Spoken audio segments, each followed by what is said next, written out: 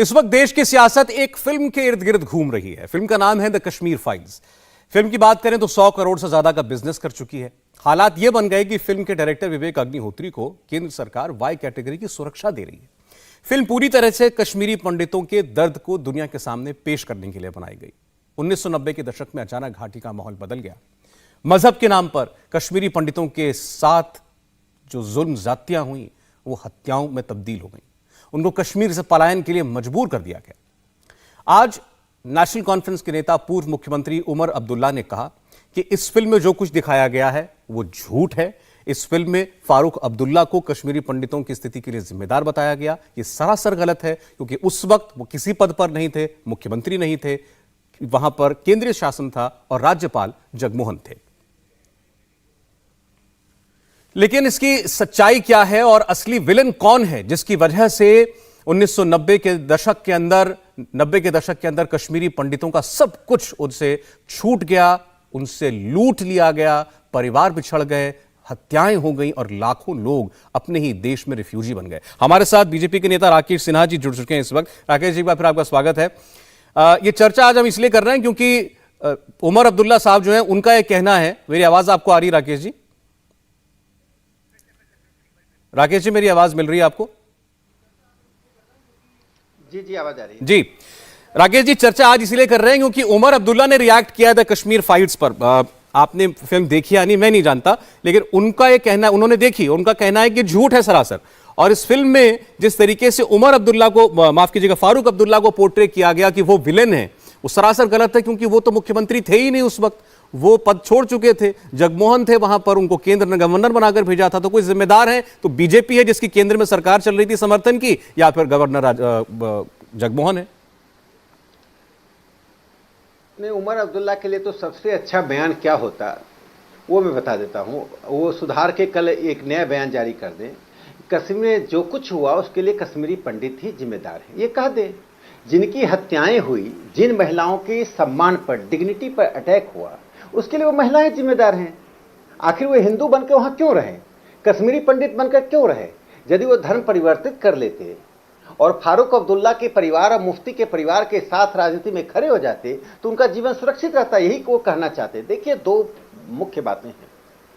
कश्मीर का इतिहास पर जाने की आवश्यकता नहीं है। कश्मीर एक कंपोजिट कल्चर में था।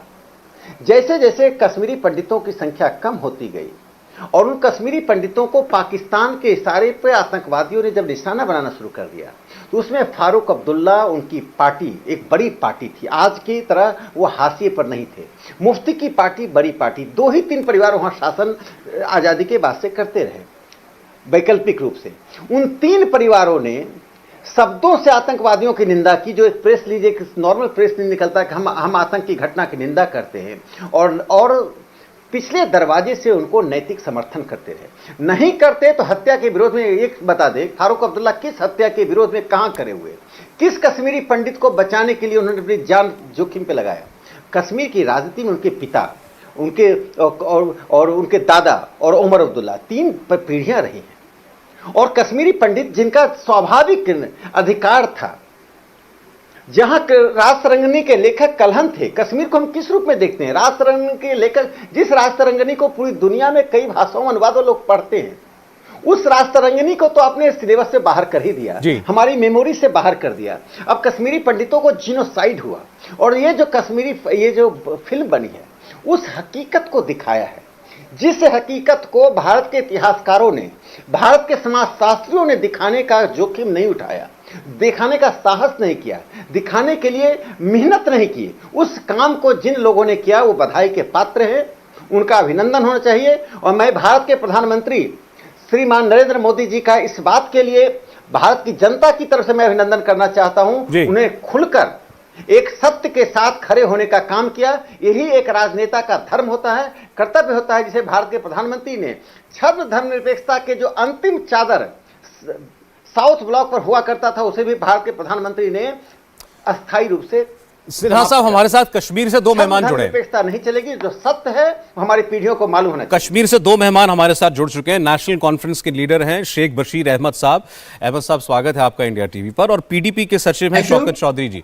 शौकत जी, आपका बहुत स्वागत है। देखिए, आज उमर अब्दुल्ला साहब ने जो बयान दिया है अहमद साहब कि इसमें विलन की तरह दिखाया गया फारूक अब्दुल्ला को, वो कैसे जिम्मेदार हो सकते हैं, इसका जवाब बीजेपी की तरफ से ये आया है कि 18 जनवरी 1990 को इस्तीफा देते हैं मुख्यमंत्री के पद से फारूक अब्दुल्ला जी, और गवर्नर साहब 22 तारीख को पहुंच पाते हैं श्रीनगर, और वो और 19 तारीख को इस बीच में, यानी 18 को इस्तीफा और 19 को वहां पर कॉल शुरू हो जाती है मस्जिदों से कि घाटी छोड़ दो, और कत्लेआम शुरू हो जाता है। तो जिम्मेदार एक दिन पहले जो मुख्यमंत्री था वो नहीं है, बल्कि 3 दिन बाद जो गवर्नर पहुंचा वो है। बेसिकली जो डिस्कशन हो रहा है वो कश्मीरी पंडित जो हैं, जो कश्मीर से निकले हैं 1990 में, कश्मीरी पंडित ही नहीं निकले बल्कि कश्मीरी मुसलमान भी निकले हैं, जो जम्मू में भी आबाद हुए और आसपास की जगहों में उन्होंने शेल्टर लिया। लेकिन ये जो फिल्म दिखाई जा रही है, जिसको हम डिस्कस कर रहे हैं, ये फिल्म जो है ये हिंदू मुस्लिम फसाद करवाना चाहती है। जम्मू कश्मीर के अंदर कश्मीर का कोई भी मुसलमान कुमनल नहीं है। हालात पैदा हो गए ऐसे, जो आपने कहा कि फारूक, कि उन्होंने कहा था कि गवर्नर जगमोहन के बगैर भी पूरे इंडिया के अंदर बहुत से लोग हैं जिनको भेजा जा सकता है। आप गवर्नर जगमोहन को ही क्यों भेज रहे हैं? उसी के ऊपर इस्तीफा हुआ था, और उस वक्त की जो गवर्नमेंट थी उन्होंने वो बात मानी नहीं। बात मानना है, क्योंकि जब भी कहीं गवर्नर जाता है तो कम से कम चीफ मिनिस्टर का कंसेंट होता है। नहीं, तो जब वो नहीं माना गया तो इस वक्त वो निकले। मैं सर उस वक्त के राजनीतिक फसाद की बात कर ही नहीं रहा अहमद साहब, मैं वो बात नहीं कर रहा। मैं तो जो उमर अब्दुल्ला जी ने बोला उसकी बात कर रहा हूं। उमर अब्दुल्ला जी कह रहे हैं कि मेरे पिताजी मुख्यमंत्री नहीं थे उस वक्त, लेकिन किसी को ये भी तो बताएं कि वो कब तक मुख्यमंत्री थे। वो 18 जनवरी 1990 तक मुख्यमंत्री थे, और 19 जनवरी 1990 को हर कश्मीरी पंडित अपनी जिंदगी का सबसे काला दिन मानता है। तो इसके लिए फारूक अब्दुल्ला जिम्मेदार क्यों नहीं है एज चीफ मिनिस्टर? पहली बात यह है कि फारूक अब्दुल्ला साहब इसलिए जिम्मेदार नहीं है कि बहुत सी बातें ऐसी हुई हैं जो फारूक साहब की मानी नहीं गई। उस वक्त की जो गवर्नमेंट थी, उस वक्त जो दिल्ली के अंदर डिस्पेंशन था, उन्होंने नहीं माना। और फारूक अब्दुल्ला जब दिल्ली में किसकी सरकार, दिल्ली में किसकी सरकार अहमद साहब? जिसकी भी थी। नहीं, आपको बताना पड़ेगा, क्योंकि उमर अब्दुल्ला ने वीपी सिंह सरकार का जिक्र किया कि वीपी सिंह सरकार जो बीजेपी के समर्थन से चल रही थी, वो क्यों जिम्मेदार नहीं है उसके लिए? आप किस केंद्र सरकार को जिम्मेदार बता रहे हैं? जो दिल्ली वाले आज भी वही जिम्मेदार हैं, उस दिन भी वही जिम्मेदार नहीं। आप, ये मेरा मानना है। मैं बता देता हूं। वीपी सिंह सरकार बनी है 2 दिसंबर 1989 को, 2 दिसंबर, ठीक 1 महीना पहले, लगभग 1.5 महीना पहले। उससे पहले राजीव गांधी मुख्यमंत्री थे। अब कितनी सफाई से उमर अब्दुल्ला बचा गए राजीव गांधी सरकार को भी और अपने पिताजी की सरकार को भी। एक दिन पहले जो गवर्नर बना है उसको जिम्मेदार बता रहे हैं, 1.5 महीना पहले जो केंद्र की सरकार बनी है उसको जिम्मेदार बता रहे हैं हालात के लिए। एक दिन में हालात बन गए थे कश्मीर के अंदर। आप अगर 1990 को डिस्कस करें तो आज तक गवर्नमेंट ऑफ इंडिया ही जिम्मेदार है उन हालात के लिए। सर, मैं ये कह रहा हूं कि आपके लीडर साहब को फैक्चुअल बात करनी चाहिए। वो डेट्स बताते, जब वो उस वक्त के हालात बताते हैं, जब वो बताते हैं कौन मुख्यमंत्री, कौन गवर्नर और केंद्र में कौन था, तो पूरी स्थिति क्लियर करनी चाहिए ताकि लोगों को पता हो कौन कौन बैठा था ऊंचे पदों पर जब कश्मीर के हालात ऐसे बन रहे थे, अलगाव की तरफ जा रहे थे, आतंकवादी जुड़ रहे थे। मेरा ये मानना है कि जो फिल्म आज है फिल्म के रूप में देखनी चाहिए, लेकिन ना कि ये जो फिल्म बनाने वाला होता है या जो भी कोई इसका वो होता है, वो एक आइडिया लेके चलता है। ये क्योंकि हिंदू मुसलमान करवाना चाहता। मैं फिल्म पे डिबेट कर ही नहीं रहा आज आपसे, मैं पहले क्लियर कर दूं व्यूअर्स के लिए। मैं आपके लीडर उमर अब्दुल्ला साहब के बयान पर मैं बात कर रहा हूं। बहरहाल, आपने बार-बार आपने कहा केंद्र की सरकार जिम्मेदार थी, आप ये नहीं बता रहे कौन सी केंद्र की सरकार, वीपी सिंह गवर्नमेंट या राजीव गांधी गवर्नमेंट? जिम्मेदार थी, आज भी जिम्मेदार। ठीक है, आप हर चीज के लिए केंद्र जिम्मेदार है, तो फिर मुख्यमंत्री क्यों बनते रहे आपकी पार्टी के नेता इतने वर्षों तक? कश्मीर की सर्वजनीन को इन्होंने लेबोरेटरी बनाया है। एक मिनट, अच्छा ठीक है, एक सेकंड, राकेश जी का कॉमेंट इस पर। देखिए, इनसे ये पूछिए ये कश्मीरी पंडित क्यों आए और वहाँ के स्थानीय मुसलमानों ने कश्मीरी पंडितों की रक्षा के लिए क्या किया? वो आतंकवादी किनके घर में पनाह लेते थे? भारत के सेना के जवानों को शहीद करने के बाद वो किनके घर में आते थे? फिर उन सेना के जवान को शहादत के बाद जब सेना कार्रवाई के लिए जाती थी तो अपने बच्चों को कौन अपने घर से आते थे? क्या वो बच्चे पाकिस्तान से आते थे? उन बच्चों को मोहरा बनाकर कौन रोकते थे? साफ तौर पर आपने जीनोसाइड करके जम्मू कश्मीर की घाटी को इस्लामिक राज्य बनाने का सपना देखा था। जगमोहन नहीं होते तो हजारों लोग और मार दिए गए होते। और फारूक अब्दुल्ला जी सत्ता से हटे। मैंने क्या कहा था? सत्ता से हटने के पहले पूरी तैयारी हो चुकी थी। हम नहीं तो तुम नहीं, यानी कश्मीरी पंडित को हम नहीं छोड़ेंगे। दूसरी सबसे बड़ी बात यह है कि पाकिस्तान के साथ इन सभी पार्टियों का तार जुड़ा हुआ है। आप देखिए फारूक अब्दुल्ला के स्टेटमेंट देखिए कि पाकिस्तान से वार्ता होनी चाहिए। जब पाकिस्तान देश पर अटैक कर रहा था कहते वार्ता करो। ये मुफ्ती की तो बात ही करनी छोड़ दीजिए, तो पाकिस्तान की गोद में बैठे रहते हैं। तो कहने का तात्पर्य यह है कि इनकी संख्या बढ़ी। वहाबी आंदोलन ने कश्मीर में जितने मस्जिद हैं उसको कब्जा कर रखा है। आपने कहा मुसलमानों पर भी खतरा है, आपको खतरा वहाबियों से है और आप खतरा कश्मीरी पंडितों के लिए है। आप आंतरिक संघर्ष से गुजर रहे हैं। कश्मीर में जितने सौरभ जी मस्जिद हैं उनसे पूछ लीजिए। अब जाकर इनको थोड़ी स्वतंत्रता मिली है, जब भारतीय जनता पार्टी की सरकार आई है, वहाबियों का आतंक कम हुआ है, तो उस वहाबी कहते हिंदू मुस्लिम हो जाएगा। आपने तो हिंदुओं को क्लिंसिंग कर दिया, कहते हिंदू मुस्लिम हो जाएगा। आप हत्या करें, आप हमारी महिलाओं का रेप करें और आप कहते हिंदू मुस्लिम हो जाएगा। और हिंदू मुस्लिम रहने के लिए क्या रह गया है? ये जो फिल्म बनी है एक एक चीज हकीकत पर आधारित है। एक बिंदु बताइए फिल्म के बारे में। नहीं, बार बार बात यही कही जा रही है इस फिल्म को लेकर के। राकेश जी बार बार यही कही जा रही है कि अगर फिल्म बनाई थी तो ये भी बताते कि उस दौर में कितने मुसलमान मारे गए थे, कितने मुसलमानों ने पलायन किया। बार बार कश्मीर के नेता यही बात बता रहे हैं और कुछ और पॉलिटिकल पार्टीज के भी। और उनका कहना है कि आप पूरी आप बताइए ना कश्मीर की समस्या क्या है। ये चाहते हैं पूरी उस पर फिल्म बने। सौरभ जी इनसे पूछ लीजिए कि कितने मुसलमान मारे गए, ही बता दें। हम देखिए कितने मुसलमान मारे गए। नहीं आप सुन लीजिए ना, कितने मुसलमान मारे गए और किसके द्वारा मारे गए बता दीजिए। अब बताइए तो। आपने झूठ का इतना बड़ा लबादा पहना है कि आप सौरभ जी एक घटना बता देता हूं। 1981 में सुन लीजिए। अरे तो सुन लीजिए ना, आप सुन लीजिए। सॉरी 1981 की बात करो। 1989 में एक PUCLA की रिपोर्ट जारी कर दिया यूनाइटेड नेशन में, क्या कहकर कि वहां पर 90 साल की महिला के साथ रेप हुआ है और कोई घटना ही नहीं घटी थी। और सेना को बीजी वर्गीज, जो एक बड़े, अब तो नहीं रहे, वर्गीज साहब बड़े सिविल लिबर्टी, पहली बार सेना से बाहर के लोगों की कमेटी बनाकर जांच कराई जो क्लीन चिट दिया। ये लोग तो झूठ का। अच्छा एक मिनट राकेश जी हमारे साथ सुशील पंडित भी जुड़े हुए हैं और शौकत चौधरी साहब भी हैं। सुशील पंडित जी का स्वागत करना चाहता हूं के नाम पर। इस देश को जितना दोहन करना करते रहो, अब नहीं चलने वाला है। आपका वो दिन बीत चुका है। ये फिल्म हकीकत को दिखा रहा है। आप हमाम में कितने नंगे थे पूरा देश देख रहा है। अच्छा एक सेकंड, सुशील जी को चर्चा में लाना चाहते हैं। सुशील जी आप में लाखों लोग। मैं राकेश जी एक मिनट में आ रहा हूं आपके पास, मैं आ रहा हूं। शायद फोन कट गया उनका, देख लें एक मिनट, उनका आवाज शायद नहीं जा रही है। जी सुशील जी, आप दशकों से काम कर रहे हैं और ये त्रासदी आप पर भी बीती है, आपके परिवार पर भी बीती है और अब ये ब्लेम गेम शुरू हो गया ये फिल्म आने के बाद। और उमर अब्दुल्ला आज साहब जो हैं आज इस बहस में कूद पड़े। उन्होंने कहा कि कश्मीरी पंडितों के विलेन मेरे पिता नहीं थे, फारूक अब्दुल्ला नहीं थे, वो केंद्र की सरकार उस वक्त थी जो बीजेपी के समर्थन से चलती थी, VP सिंह की सरकार। वो गवर्नर थे, राज्यपाल, जो हालात संभाल नहीं पाए।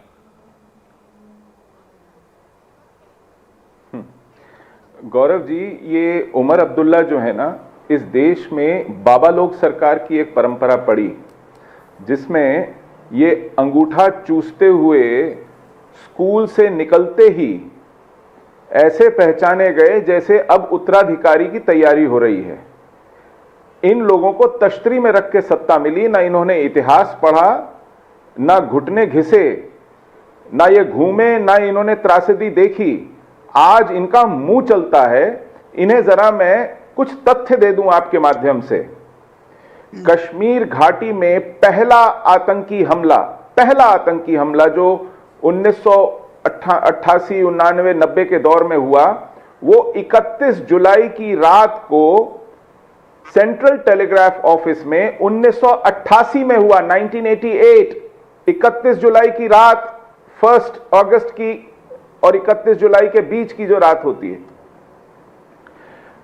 उसके बाद दूसरा आतंकी हमला हुआ DIG वटाली के घर पर 4 बंदूकधारियों ने गोलियां चलाई और वापसी फायरिंग में एक आतंकवादी मारा गया।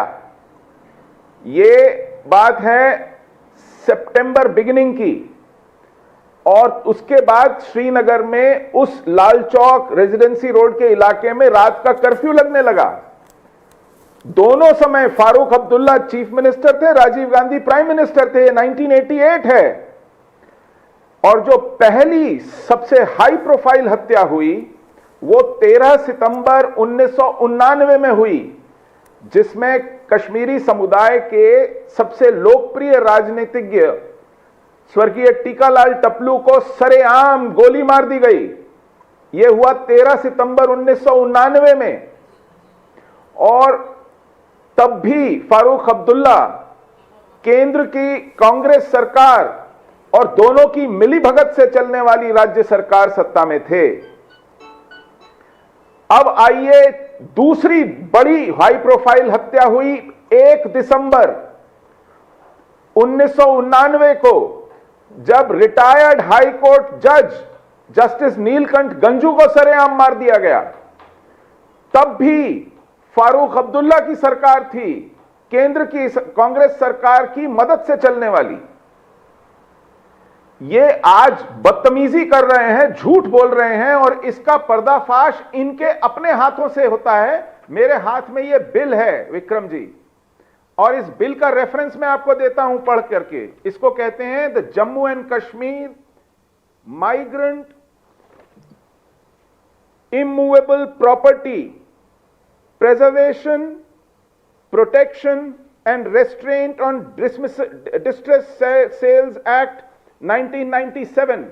जब फारूक अब्दुल्ला दोबारा मुख्यमंत्री बने 1996 के चुनावों के बाद, तो 1997 में उनकी सरकार यह बिल लेकर के आई उस नाटक में कि हमारी प्रॉपर्टीज का डिस्ट्रेस सेल ना हो। उसमें अनुच्छेद 2 में यह कहते हैं कि माइग्रेंट की डेफिनेशन क्या है। अनुच्छेद 2 में सारी डेफिनेशंस दी हुई हैं कि एलियनेशन क्या होता है, कॉम्पिटेंट अथॉरिटी क्या होता है, सरकार क्या होती है, इमूवेबल प्रॉपर्टी क्या होती है, माइग्रेंट कौन होता है। ये माइग्रेंट की डेफिनेशन देते हैं, कहते हैं any person who has migrated from Kashmir valley और any other part of the state after 1 November 1989। यानी माइग्रेशन शुरू हो गया था 1 नवंबर 1989 से। ठीक। सरकार थी फारूक अब्दुल्ला की राज्य में, और केंद्र में राजीव गांधी थे। ये पाखंडी ढोंगी आज सोचते हैं कि किसी को पता नहीं है। अच्छा, वो आप ये बिल साथ में लेकर के आए, इसकी कॉपी झूठ बोल के निकल जाएंगे। बोले अहमद साहब, चलना चाहिए। सुशील जी एक मिनट, अच्छा वो आप लेकर के आए सबूत। इन लोगों पर ट्राइब्यूनल बैठकर हमारे जेनोसाइड में भागी होने का मुकदमा। बताइए अहमद साहब, नहीं है जिम्मेदार अब भी अब्दुल्ला परिवार और फारूक अब्दुल्ला साहब? सुशील पंडित जी, पंडित ये बहुत देर से कश्मीर में है ही नहीं। ये कश्मीरी पंडित को जानता ही नहीं कि कश्मीरी पंडित कौन है। तो कौन है ये फिर? ये बहुत देर से कश्मीर ये कौन है? कश्मीरी पंडित कश्मीर में नहीं है भाई। इसकी थ्योरी पे नहीं चलिए। नहीं ये तो नहीं, एक सेकंड अहमद साहब, खराब हुए। अहमद साहब एक मिनट, ये ठीक कह रहे हैं 32 साल से तो लाखों कश्मीरी पंडित कश्मीर में है ही नहीं। ये तो आप ठीक कह रहे हैं। बातें करता है ना, ये जो हमें कहता है कि ये बदतमीज अरे है। एक मिनट, एक सेकंड अहमद साहब, अहमद साहब एक मिनट, अहमद साहब उन्होंने तो फैक्ट्स रखे, नहीं इसको लैंग्वेज पे कंट्रोल में सेंस क्या है। ये बदतमीज है तो हम सुन लें, और ये हम चलिए ठीक है, आपने बोल लिया ना, अब आपने बोल लिया, फैक्ट्स पे बात कर लें। अब आपने भी जवाब। आप झूठ बोलेंगे, आप पाखंड करेंगे और हम सुन लेंगे। आप बदतमीज कहें हम बदतमीज। अच्छा चलिए, आपने जवाब दे दिया ना। अरे अहमद साहब चलिए आगे बात करते हैं। मैं कह रहा हूं आगे आपने जवाब दे दिया। अब आप इन्होंने जो तर्क दिए, लॉजिक दिए और सबूत दिए, उसका जवाब दीजिए आप। इन्होंने 90 से पहले की फारूक अब्दुल्ला सरकार और 90 के दशक में बाद में बनी फारूक अब्दुल्ला सरकार में क्या क्या हुआ वो वर्बेटिम बताया है। आप बता दीजिए कि वो गलत है। पहली बात यह है कि ये गवर्नमेंट में है, आज इनको व्हाइट पे आए, व्हाइट पेपर, ये फिल्म के ऊपर नहीं, व्हाइट पेपर छापे। कश्मीर के लोग क्रिमिनल नहीं है। ये कश्मीर के लोग क्रिमिनल नहीं, अगर वो क्रिमिनल होते तो आज वहां ऐसा होता नहीं है। ये कश्मीर के लोगों को क्रिमिनल बताना चाहते हैं। ठीक है, ठीक, चलिए इस पे ही बात हो जाए। क्या सुशील शौकत पंडित चौधरी का जी, आप बहुत देर से सर्टिफिकेट वेट कर रहे हैं, मुझे 1 मिनट दीजिए, मैं आ रहा हूं आपके पास। सॉरी, आपको मैं इंतजार करा रहा हूं, मैं आ रहा हूं। इसका एक जवाब, इसका ये बहुत बोल रहे हैं, ये बहुत बात हो रही है कि फिल्म में सारे कश्मीरी मुसलमानों को कम्युनल बताया गया, एंटी हिंदू बताया गया, और ये कहा गया कि वो सभी चाहते थे कि सारे हिंदू कश्मीर घाटी छोड़ दें। ये सही है, गलत है? मैं कह रहा हूं, ये आरोप है कि फिल्म में ऐसा दिखाया गया। सुशील पंडित जी को क्या कहना है?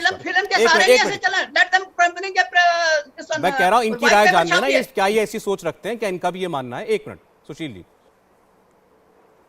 ये छापे हैं व्हाइट पेपर, ये कौन जिम्मेदार था? सुशील जी, आवाज आ रही है आपको? देखिए ये कौन जिम्मेदार था? They are in the government Sushil now. Pandit ji, ये फिल्म के ऊपर नहीं है चलेगा। देखिए, बार बार ये भी ये कह रहे हैं, और बार बार फिल्म के बारे में कहा जा रहा है कि जिन लोगों को फिल्म पसंद नहीं है, कि इसमें सारे कश्मीरी मुसलमानों को कम्युनल पेंट कर दिया है, जैसे कि वो सब चाहते थे कि सारे हिंदू कश्मीरी पंडित छोड़ दें घाटी को। क्या कहना है आपको इस पर? कमाल है ये। फिर जी, मैं आपको बताता हूं, इनकी 2 बड़ी लचर दलीलें हैं। पहले ये जो चीख चिल्ला रहा है, इसका मुंह बंद कीजिए। इसको ना पता है तथ्यों का, ना तर्क के पास है। ये वर्बल डुएल में नहीं पढ़ेंगे हम, आप अपनी बात करिए, अपनी बात करेंगे, ठीक है? एक एक करके बात करेंगे, ठीक है? आप बोलिए। उसको कहिए अपनी जुबान संभाले। जी ठीक, मैंने कह दिया उनको कि नहीं, अब ना बोले ऐसी भाषा। ये लोग बोल रहा हूं, कहते हैं कि कश्मीर से मुसलमानों का भी पलायन हुआ, केवल कश्मीरी हिंदुओं का पलायन नहीं हुआ, मुसलमानों का भी पलायन हुआ। इनका एक तर्क यह भी है। मैं इनसे कहता हूं कि कश्मीर से लगभग 100%, या आप कहें तो 99.9% कश्मीरी हिंदुओं ने पलायन किया। मुट्ठी भर लोग बचे रह गए, और उसी कश्मीर में 99.9% मुसलमानों ने पलायन नहीं किया, वो वहीं रहे। तो मुट्ठी भर मुसलमानों का पलायन और पूरे के पूरे समुदाय का पलायन आप तराजू के 2 पलड़ों में रखते हैं और कहते हैं ये बराबर है। ये पाखंड है। इसको बदतमीजी नहीं कहेंगे तो क्या कहेंगे? मैंने कहा ये बदमाशी नहीं है तो क्या है? ये आप तमीज वाले हैं। दूसरी बात कहते हैं कि कश्मीर में मुसलमान मारे गए, हिंदू भी मारे गए, मुसलमान बहुत मारे गए, हिंदू जितने मारे गए कम मारे गए, थोड़े और मारे जाने चाहिए थे इनके हिसाब से। लेकिन मैं एक आरोप लगा रहा हूं, अगर इसको काट सके तो काटे। कश्मीर में एक भी मुसलमान, मैं अपवाद स्वरूप भी कह रहा हूं, एक भी मुसलमान कश्मीरी हिंदू के हाथों नहीं मारा गया। कश्मीरी पंडित ने एक भी मुसलमान की जान नहीं ली। लेकिन जितने कश्मीरी पंडित मारे गए, जितने बलात्कार हुए, जितने मंदिर तोड़े गए, घर लूटे गए, वो सभी ऐसा करने वाले मुसलमान थे। उनमें से एक भी गैर मुस्लिम नहीं था। क्या इस बात से मना कर सकते हैं? हमें किस बात की सजा मिली? कश्मीरी पंडितों ने कोई हिंसा की थी? किसी की जान ली थी? किसी मस्जिद का कोई शीशा भी चटकाया था? क्यों हमारे मंदिर तबाह कर दिए गए? क्यों वो लूट लिए गए? और आज पाखंड करते हैं, झूठ बोलते हैं। इनके पास तथ्य नहीं है, इनके पास तर्क नहीं है। जवाब लेता अब सिर्फ छाती पीटने और चिल्लाने के अलावा इनके पास कोई चारा भी नहीं है। जवाब लेता हूं। शौकत चौधरी बोले। शौकत चौधरी, इनकी बातों का कोई जवाब है आपके पास? जी देखिए, मेरा ये कहना है, मैं इस बात को इनकार नहीं करता हूं कि मिलिटेंसी में चाहे वो 88 की बात हो, 99 की हो, चाहे 90 की हो, चाहे आज तक की बात करें, इसको कोई डिनाई नहीं करता है कि माइग्रेशन नहीं हुई। माइग्रेशन हिंदू की भी हुई, मुस्लिम्स की भी हुई, सिखों की भी हुई। नहीं, वो एक बात, वो एक कह रहे हैं इसको बराबर मत तोलिए। कितने मुसलमान गए, कितने हिंदू गए, ये बताइए। ये इनकी सोच का मामला है, मैं उस पर नहीं कहूंगा। मैं जो हकीकत है मैं वो कह रहा हूं। लेकिन इसका जिम्मेदार कौन है? इसका जिम्मेदार है पाकिस्तान, इसका जिम्मेदार है पाकिस्तानी स्पॉन्सर्ड मिलिटेंसी। हाँ। हम हकीकत से दूर क्यों जाते हैं? हम हकीकत को क्यों नहीं समझते हैं? चाहे वो हिंदू हो, मुस्लिम हो, सिख हो, लेकिन हम सब उस लपेट में आए, मिलिटेंसी की लपेट में आए। आज ये तथ्य रख रहे हैं, मैं भी इनको कुछ तथ्य बताता हूं। हम 1994 चराड़े शरीफ दरगाह का इंसिडेंट कैसे भूल सकते हैं? हम छिटी सिंहपुरा, जिसमें 36 सिखों की एक दिन में जो है वो मैसकर हुआ, उसको कैसे भूल सकते हैं? नहीं भूल हम सकते। नंदी मार्ग के मैसकर्स को कैसे भूल सकते हैं? हम राजौरी, पुंछ और डोडा किश्तवाड़ के जो कत्लेआम हुए, जिनको जबा किया गया 10-10, 20-20 लोगों को एक रात में, उनको कैसे भूल सकते हैं? आज हम सब इररेलेवेंट हो गए।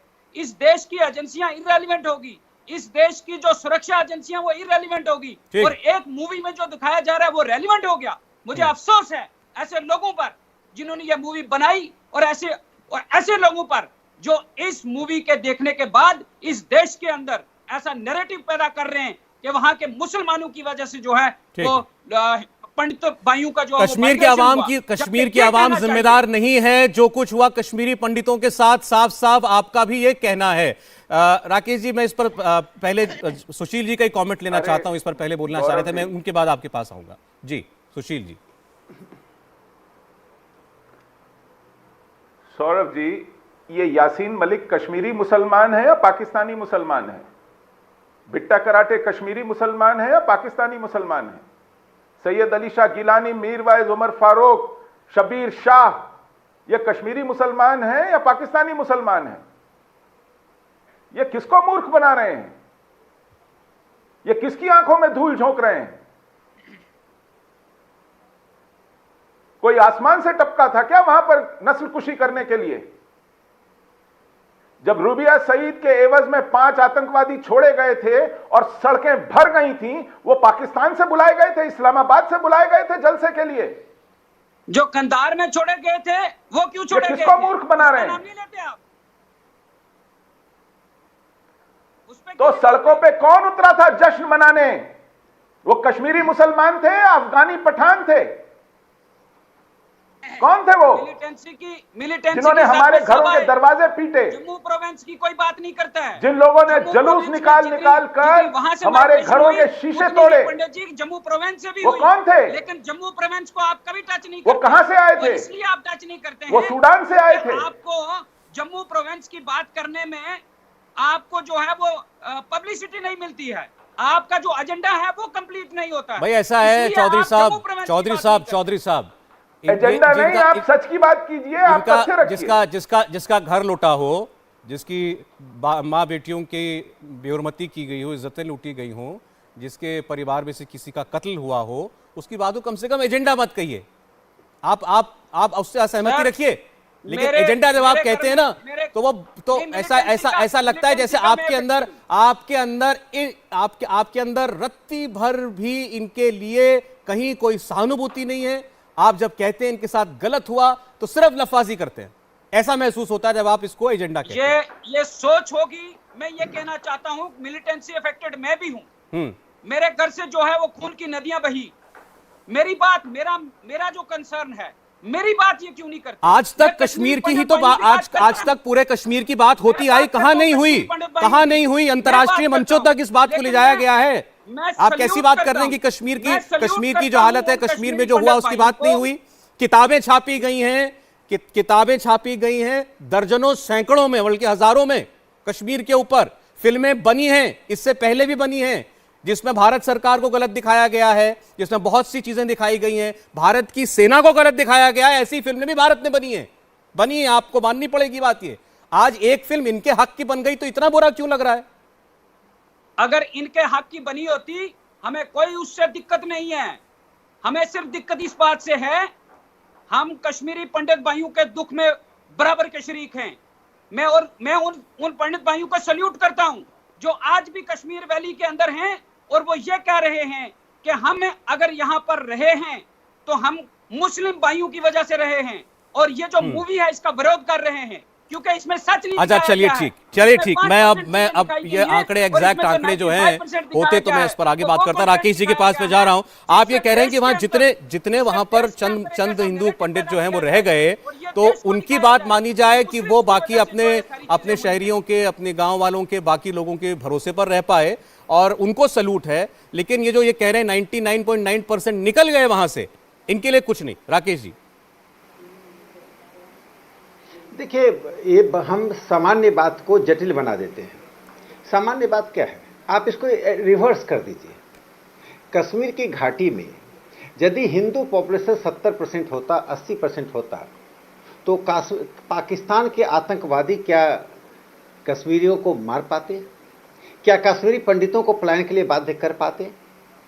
हिंदू समाज में किसी भी जगह पर आप बहुत से घरों में डंडे तक नहीं होते, उसके बावजूद भी, यानी कि डेमोग्राफिक जो स्थिति है उसने पाकिस्तान के आतंकवादियों को पनाह देने, मैं नहीं कहता हूं एक एक मुसलमान, कश्मीर का एक एक मुसलमान संप्रदाय का अलगाववाद, ऐसा हम ना मैं मानता हूं, ना मेरी पार्टी मानती है, ना आरएसएस मानता है, कोई हम नहीं मानते। हम मानते हैं हमारा एक बड़ा सा तबका है जो हमारे, तभी तो आज नई सरकार बनी है, तो लोग नई लीडरशिप में आ रहे हैं, इनके दुकानें बंद हो रही हैं, इसलिए ये परेशान है उन लोगों से। लेकिन जो मैं बुनियादी बात कहना चाहता हूं कि आतंकवादियों को पनाह देना, और जो सुशील पंडित जी को ये कह रहे हैं कि सुशील पंडित जी को गुस्सा क्यों आता है, आप सुशील पंडित जी की जगह अपने आप को रखकर देख लीजिए।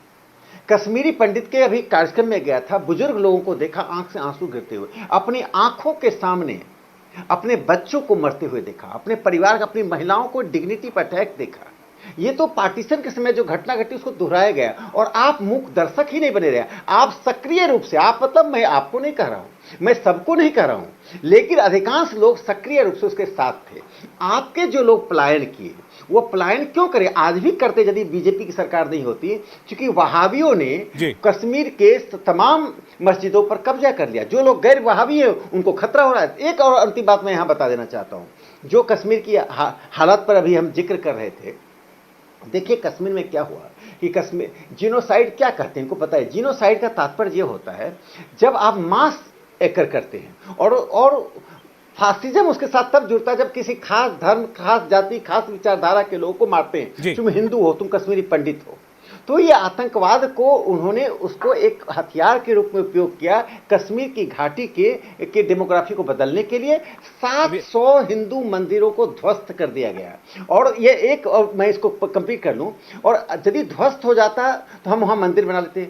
सुशील पंडित जी से पूछिए, अधिकांश मंदिरों की जगह को, जो जिसको शांति प्रिय मुसलमान वहां कह रहे हैं, उन्होंने अधिकांश मंदिरों की जगह पर कब्जा तक कर लिया है। ये क्या बोलते हैं, इनके पास नैतिकता नहीं है। एक बदतमीजी शब्द से इनको बहुत क्रोध आ रहा है। यहाँ लोगों की हत्याएं हुई, घर उजाड़ दिए गए। बिल्कुल समय खत्म हो गया है। मैं तो ये कहूंगा कि जितने लोग ये कह रहे हैं कि इस फिल्म में मुसलमानों को कश्मीर के गलत दिखाया गया है, जो ये कह रहा है कि इसमें जातियां सही दिखाई गई हैं, तो जिसने फिल्म नहीं देखी वो फिल्म देख के आए और अपना निर्णय खुद कर ले। लेकिन ये कोई ना कहे कि ये फिल्म बैन होनी चाहिए, ये बिल्कुल गलत बात होगी। फिल्म है, आपका मन करे आप जाकर के देख के आइए, आपको नहीं मन करता आप मत देखिए, लेकिन फिल्म पर प्रतिबंध लगाने की मांग करने वाले लोग जो हैं, कम से कम ये लगता है कि उनको किसी बात से डर है। बहुत बहुत शुक्रिया राकेश सिन्हा जी, शौकत चौधरी जी, शेख बशीर अहमद साहब, सुशील पंडित जी, बहुत शुक्रिया आपका। इंडिया टीवी हर वक्त हर जगह डाउनलोड करने के लिए सर्च करें India TV news Google play store या ऐप स्टोर पर।